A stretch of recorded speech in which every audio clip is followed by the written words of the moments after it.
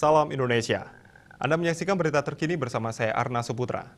Pemirsa, drama penyanderaan terjadi di sebuah sinagoga di Texas, Amerika Serikat. Polisi mengklaim seorang sandera berhasil dibebaskan tanpa cedera. Polisi Texas mengatakan seorang sandera telah dibebaskan tanpa cedera dari sebuah sinagoga di dekat Fort Worth, di mana seorang pria menyandera 4 orang. Departemen Kepolisian Colleyville mengatakan seorang sandera laki-laki dibebaskan selepas pukul 17.00 waktu setempat. Dia akan dipertemukan kembali dengan keluarga dan tidak memerlukan perawatan medis.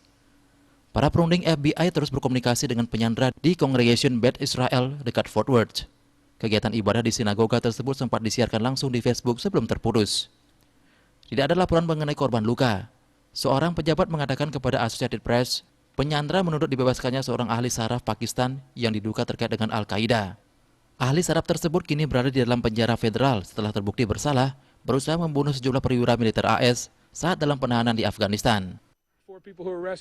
Katër pengjet që u liruan nuk kanë nevojë për ndihmë urgjente mjekësore dhe do të ribashkohen me familjet.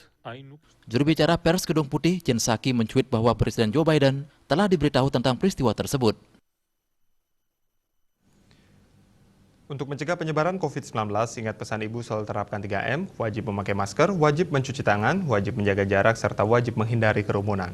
Dengan penerapan perilaku 3M, Indonesia segera terbebas dari virus corona menuju Indonesia maju. Update terus informasi Anda dengan subscribe dan like YouTube channel Bali TV, @newsbalitv. Tetaplah bersama Bali TV. Salam Indonesia.